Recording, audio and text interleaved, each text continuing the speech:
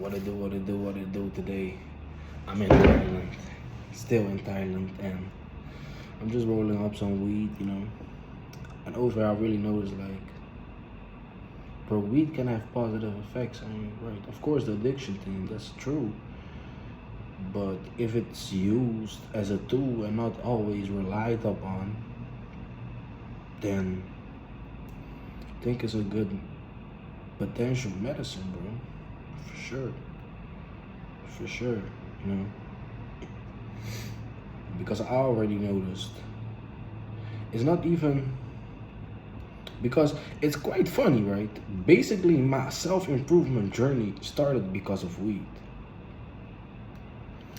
So that's kind of funny. I was gonna make this video about weed, but now I think about it, like my first self-improvement video, just first self-improvement thing I've done came because of weed. So it was 2020. I just came out of jail, juvenile prison, right? I came out, and while in there, I was doing some reading, right? I was doing some reading. At first, in the first prison I was just doing some reading about, like, the macro mafia thing, the entire violence underworld thing going on in Amsterdam. So I was like, okay, yeah, this shit is cool. And then I got transferred to another prison, which was close to home. And over there, I started reading Muhammad Ali, and that one was good. That was because that was already kind of it was a biography, but it already contained a lot of self improvement things. So that was quite cool. So that already contained, and by the way, right now I'm smoking what the fuck is this?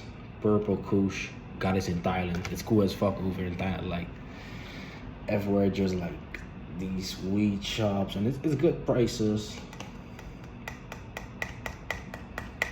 So yeah, today I'm always just going to different shops, seeing where's the good stuff and things like that. But yeah, to continue the story, so that's why I read the first book.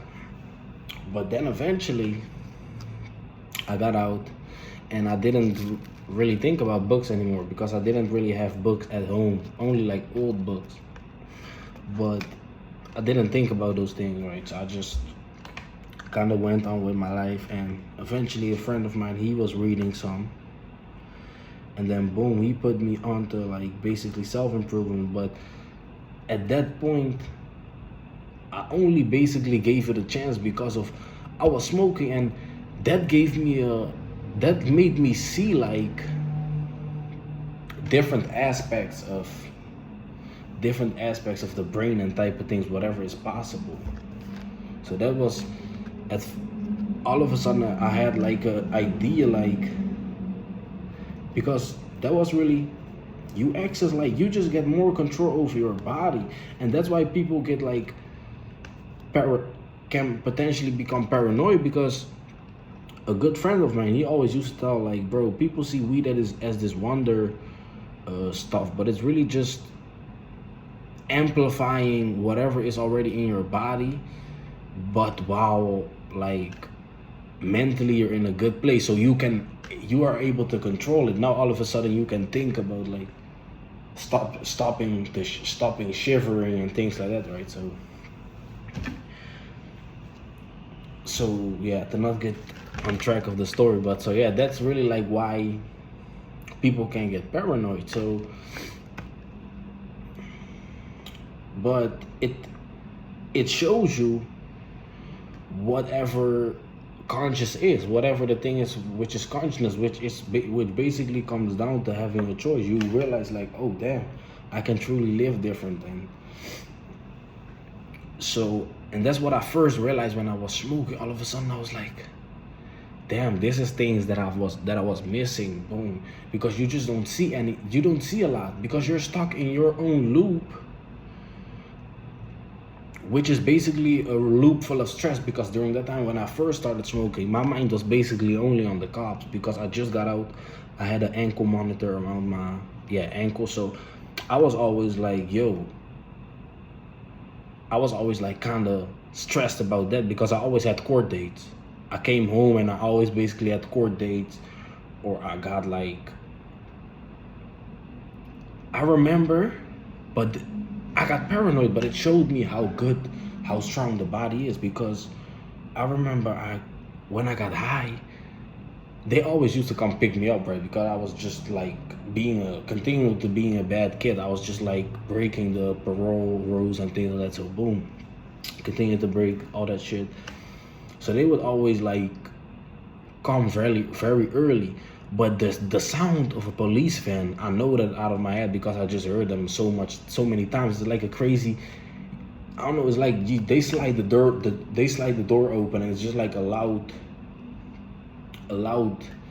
sound that you hear. Because I have like a kind of feeling that those doors, police van doors, are kind of stronger, so they make like a weird sound. But because I was so high, all of a sudden I started to hear very clearly. So all of a sudden I was laying there, and all of a sudden I heard like, dude, I heard a type of door of like what a police van. I was already up like, damn. And I would be paranoid. I would be like, damn, they're probably coming for me. And then eventually didn't turn out that they came for me, which was kind of cool, right? That was cool.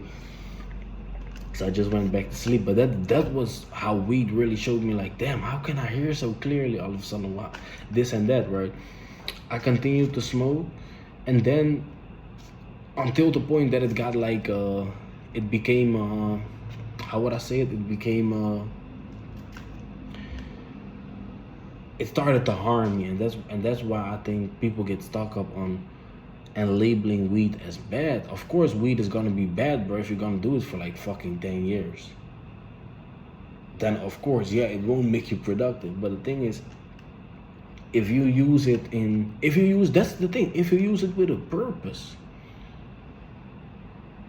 right? Use it with a purpose, and you're not gonna have a purpose to smoke weed every day. It's periods, right? At home, I haven't smoked in like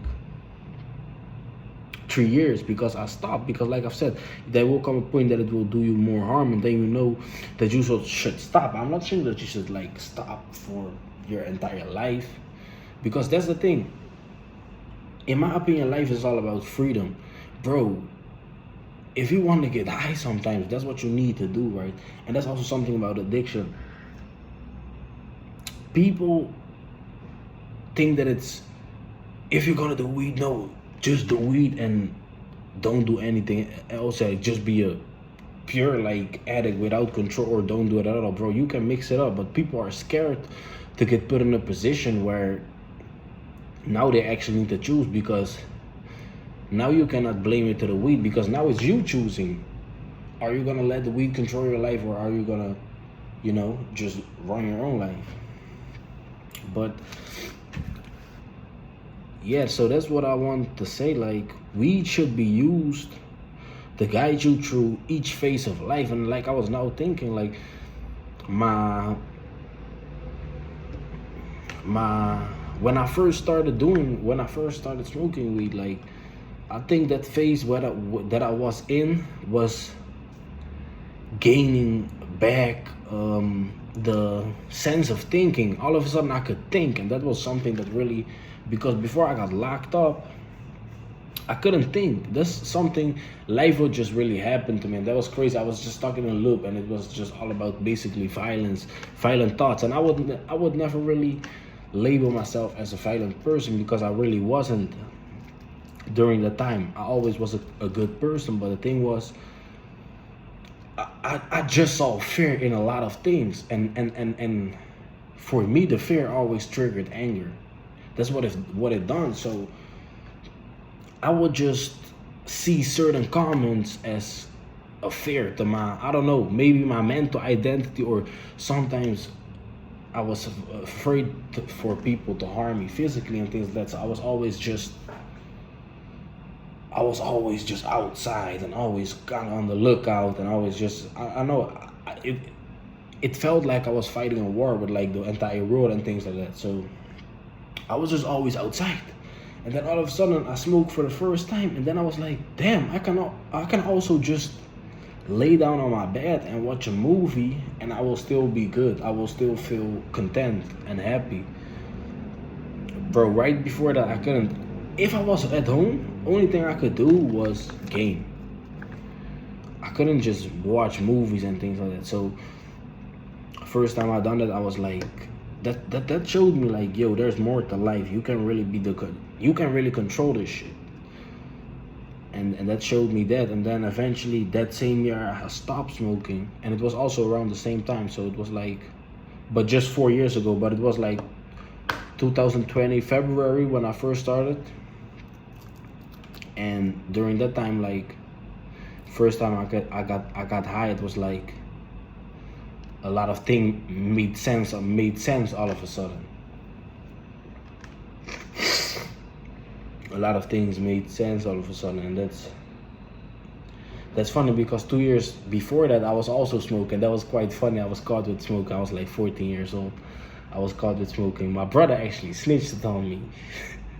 So my dad, he probably, I don't know, somebody got a hold of it, probably heard that shit and told my dad, you know.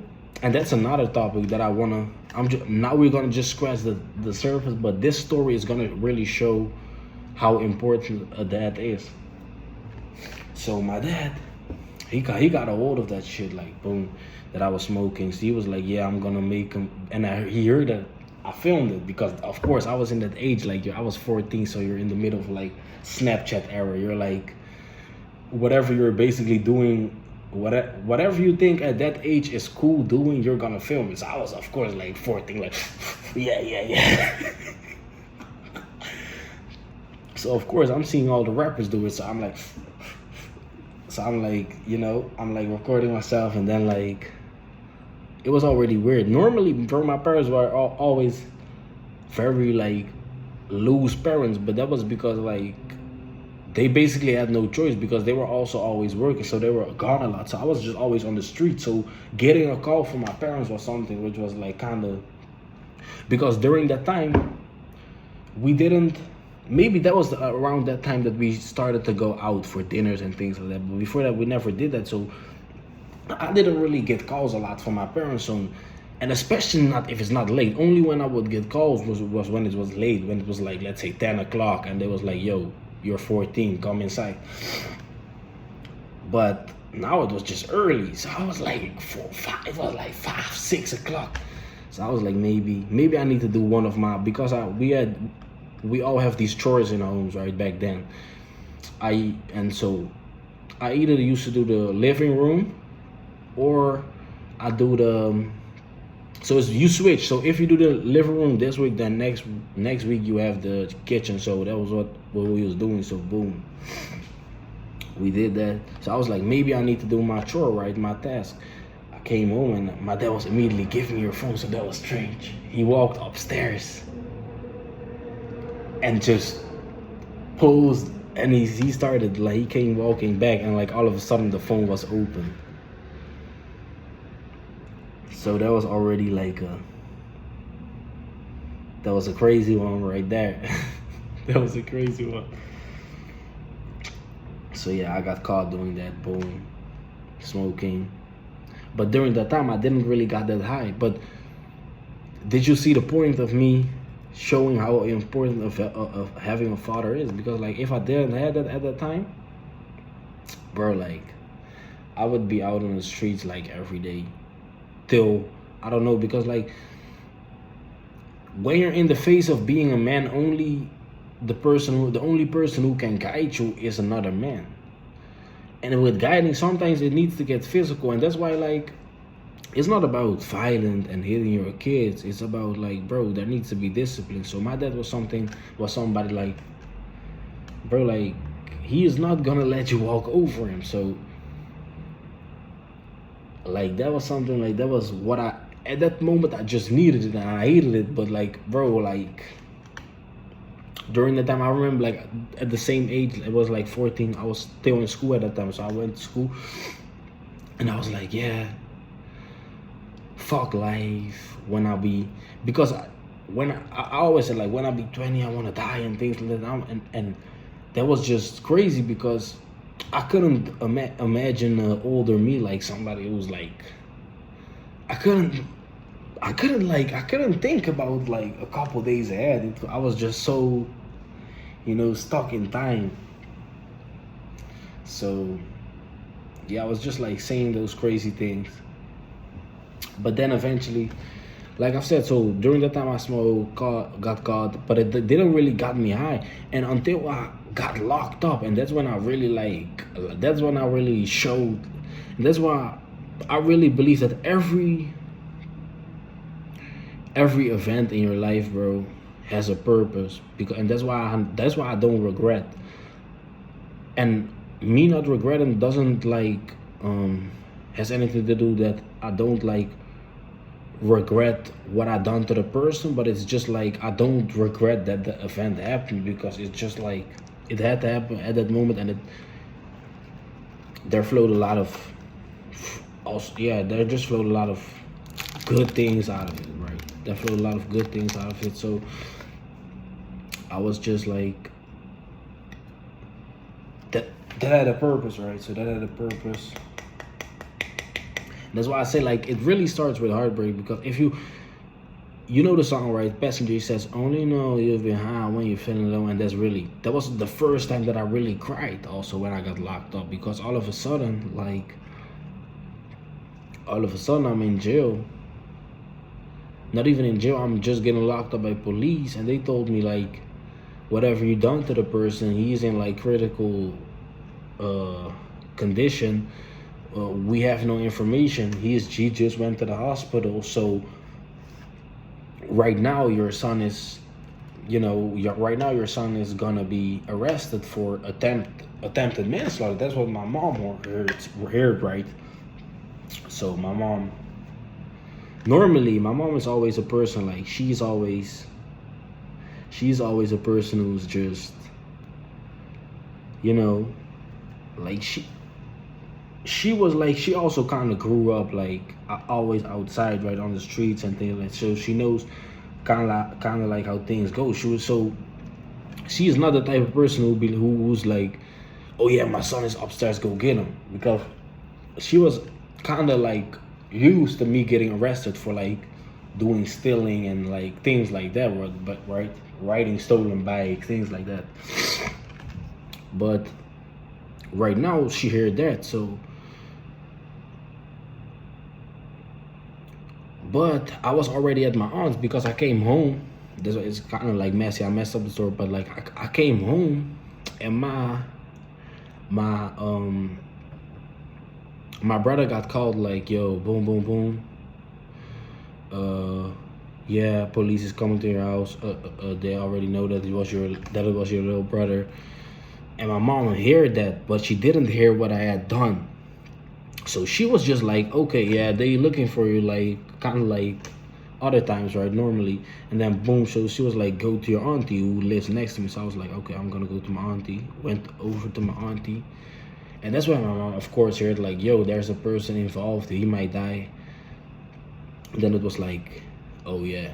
And that's when my mom said, yeah, like, yeah, he's at my aunt's house. And that's when my mom told me like, and that was I think during that time, that was like the most like hardest thing I ever heard. My mom said like, yeah, you because during that time my entire life was just like a crazy period, right?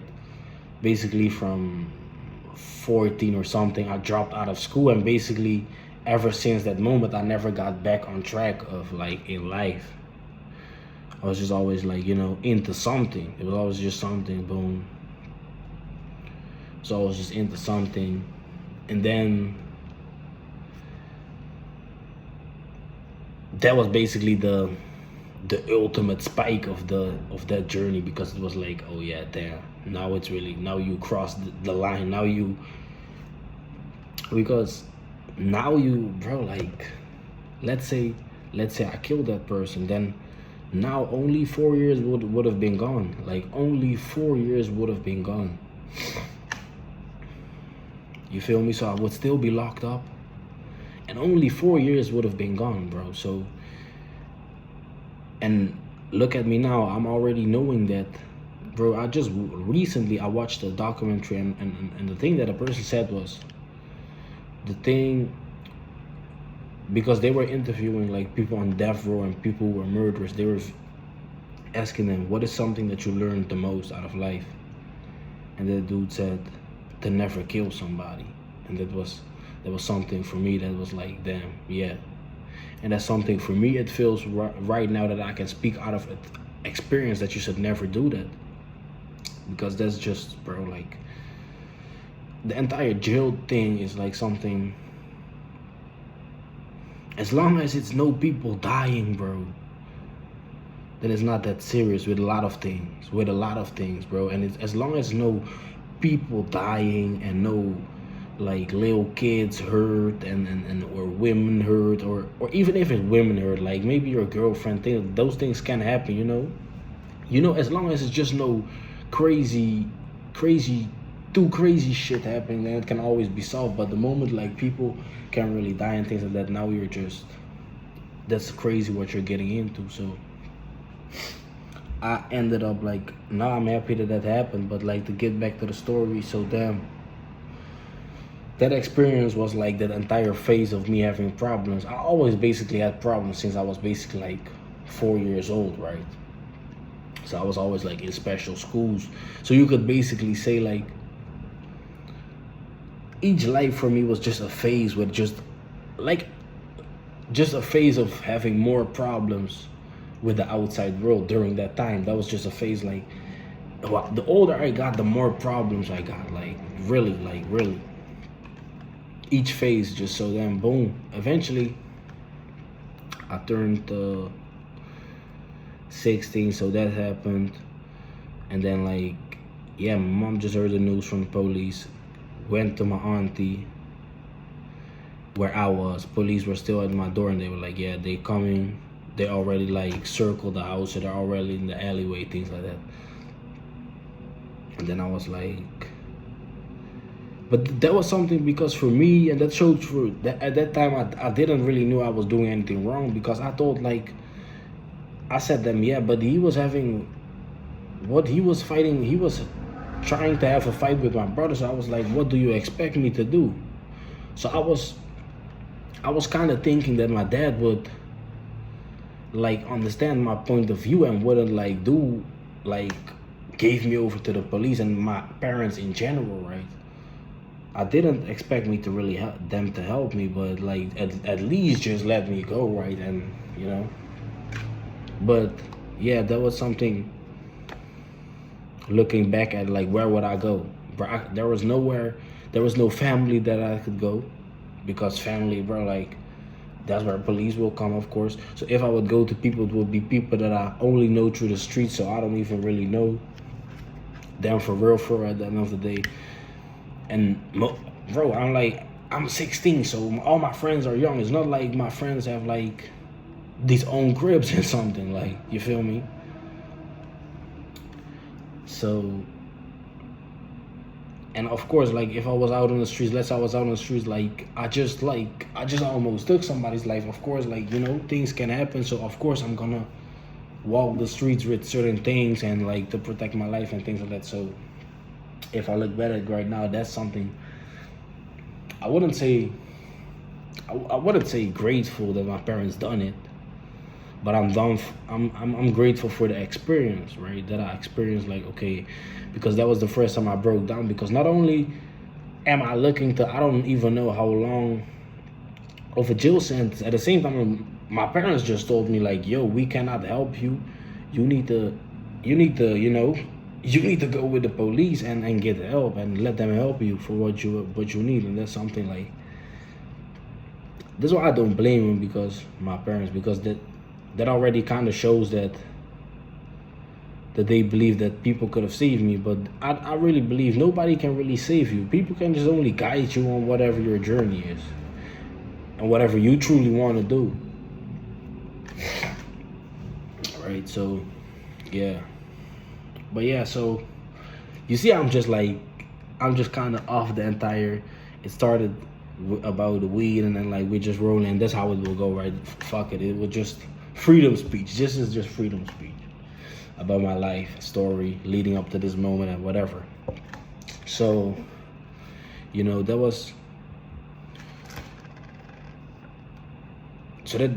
showed me like, okay, because remember after that moment, I really broke down because my parents told me just that, right? Boom, I really broke down. I was in the cell, and the first night, or the first 2 nights, the first night, the dude, of course, right, he was in like hospital, still in an uncertain condition, right? So of course they don't know what will happen wherever he is hit and things like that. So they just told me like, yeah, we don't know what will happen. So I was in a cell just like one night, just in uncertainty, knowing if I will be a killer or not. And that's something like a lot of people talk about street things and things like that, but bro, like that shit will hit people a lot of. For some people it need to take time, right? But for me, I immediately realized it. I was like, bro, like all these pretty girls who everyone of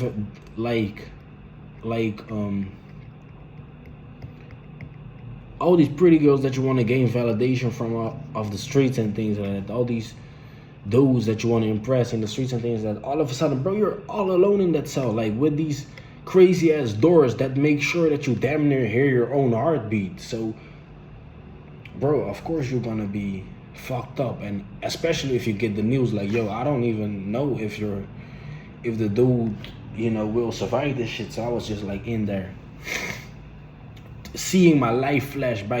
I really, bro, I seen all the girls that I was always thinking about, right? The pretty girls, and all of a sudden I saw that just flash away, like boom, it's gone, like. And that's when you're gonna really realize whatever time is. Now you just realize, damn, whatever this, I always need to be in here if I turn out to be a killer, right?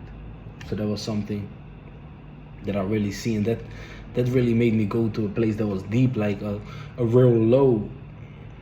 And that also made me sure that when I first smoked weed, I got way higher before than I did like in 2018 when I was 14. Now all of a sudden the high made sense because I went real low. And during the time I just got out, and I was just really stressing about my parole and things like that. And I was just always like breaking the violations at first because,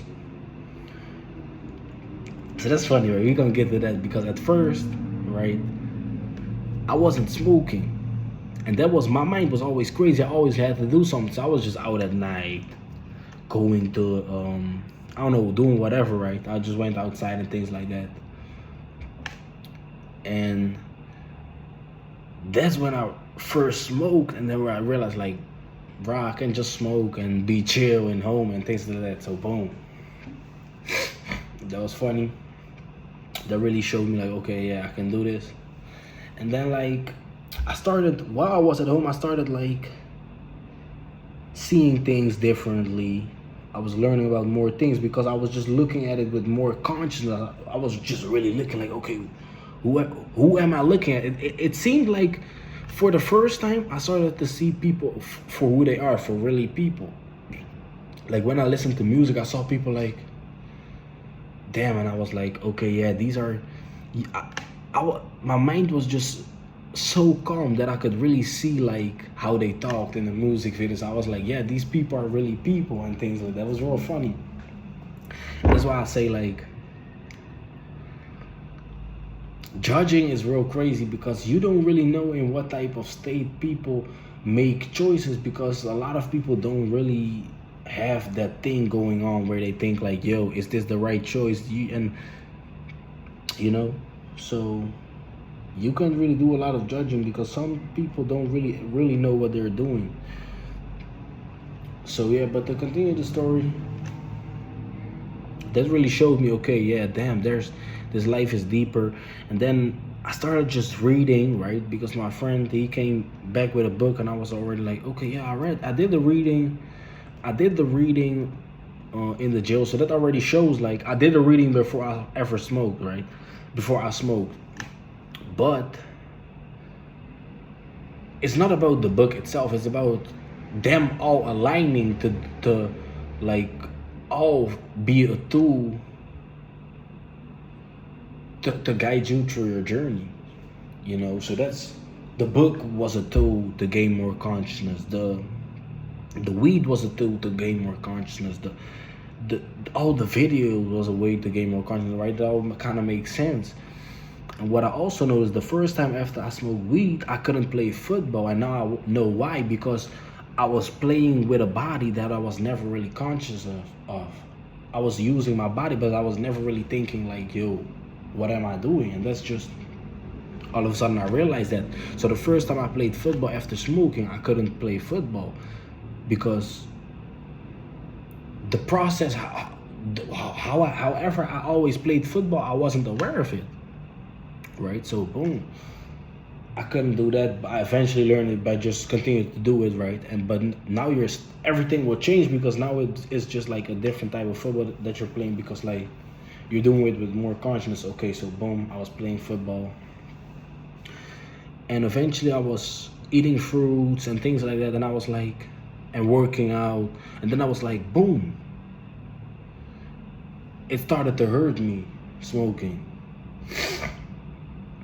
And then I was like, okay, yeah, maybe now it's time to stop. And I quit it, like, smoking. And I went like, yeah, like around like 4 years, because I stopped in October 2020. And this year, February, was when I first smoked again, right? So that's quite a while, right? So that's quite a while. And what I really realized was like, okay, now it even made more sense, because when I stopped with smoking, I also started to meditate. I started talking to a girl. I went through a heartbreak phase, and the entire story just made more and more and more and more sense. That's what I probably will make this video about, is your story won't make sense in the beginning. You don't know what you won't know what you're doing, and a lot of times it will be uncertain, but then gradually you will improve, and you will see like, okay, damn, it all serves the purpose. So yeah, I kind of told a part of my story, right, and showed you how we can use all these things that some people label as bad, because they just use it wrong. And weed is a tool such as that, right? Same could be basically said about a gun, bro. People can do whatever and save humanity with a gun, or they can do stupid shit and kill people, right? It's all about your intention. It's all about why do you pick up the weed? Why do you know? So yeah, just so that we gain more awareness and things like that. And over here, I'm not advocating weed, because let me tell you this: if you're in a state right now, you're already smoking weed, and you just know like, this is the thing that's keeping me from improving in life, then you need to stop with smoking. Just to realize that it was a tool, and you just held on to it too long, right? So that's, life comes in phases, and then the high comes, but you should always go through the low too. That's just part of it. So yeah, like, that's my video for today. I think it's more like a podcast type of thing, but yeah, that was my video for today. And yeah, thank you for watching. And yeah, we're gonna keep it moving, man. There's a lot coming. I feel like a rapper when I do this. Like, all the, rappers always be like at the end of, check my album, check my mixtape, it's a lot of things coming, I feel like a rapper doing this. So yeah, but like, yeah, just stay, if you want to see more of this content, like, subscribe and like this video and share. Thank you for watching. I'm out.